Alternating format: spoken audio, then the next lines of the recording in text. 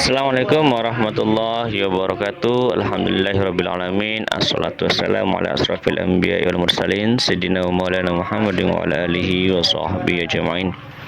Alhamdulillah, dan aku semuanya, pada hari ini kita masih diberi kesehatan, keafiatan Allah subhanahu wa ta'ala, sehingga kita masih bisa menjalankan aktivitas belajar meski pada saat ini kita belajar lewat daring.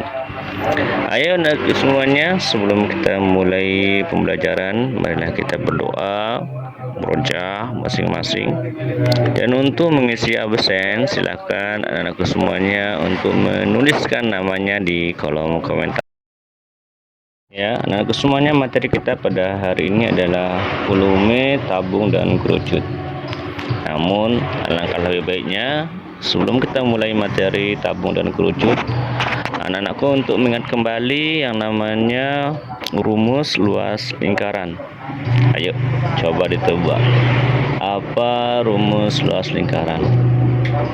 Ya, luas lingkaran adalah rumusnya pi r kuadrat, atau jika dalam bentuk diameter, rumusnya adalah pi kali d pangkat 2 dibagi 4, di mana r itu adalah jari-jari, d adalah diameter, pi dengan nilai 22/7 atau 3,14. Bagaimana anak-anak semuanya? Sudah ingat? Oke anak-anak semuanya, sekarang kita mulai ya. Kita bahas dulu masalah volume tabung.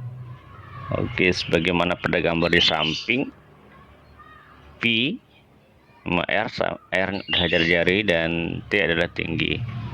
Nah, suatu tabung dengan jari-jari R dan tinggi T, volumenya dapat dirumuskan dengan luas alas dikali tinggi, di mana alasnya berbentuk lingkaran dan luas lingkaran adalah pi r kuadrat dan tingginya adalah T, sehingga rumusnya adalah pi r kuadrat dikali T. Ayo kita mulai dengan contoh yang pertama. Diperhatikan ya. Tentukan volume sebuah tabung dengan jari-jari 14 cm dan tinggi 15 cm. Ayo kita jawab sama-sama. Dari soal yang diketahui adalah jari-jari, yakni R-nya 14 cm, tinggi 15 cm. Yang ditanyakan adalah volume tabung. Ya, kita hitung. Apa rumus volume tabung? Pi R kuadrat dikali T. Karena jari-jarinya adalah 14 dan 14 itu kelipatan 7, maka yang kita gunakan 22/7 atau 3,14 jadi pi. Ayo coba tebak dulu. Oke, yang kita gunakan adalah 22/7. Oke, volume adalah 22/7 dikali 14 pangkat 2 atau 14 kuadrat, karena jari-jarinya 14 dan dikali 15 itu adalah tinggi. Dari soal ini ya, kita uraikan dulu jari-jarinya ya. 22/7 kali 14 dikali 14 dikali 15. Ada yang bisa kita saling membagi nih, bisa saling membagi. Oke, ada ternyata ya nih, 14 dibagi 7. 14 dibagi 7 adalah 2. Sehingga yang tersisa adalah 22 kali 2 kali 14 dikali 15. 22 dikali 2 44 dikali 15 dikali 14. 14 dikali 44 sama dengan 616 dikali 15, sehingga menjadi 9.240 cm kubik. Bagaimana anak-anakku semuanya? Bisa dipahami untuk contoh soal yang pertama? Semoga dipahami ya. Contoh soal yang kedua. Nah, contoh soal yang kedua ini kita gunakan nanti pi-nya bukan 22/7 melainkan 3,14.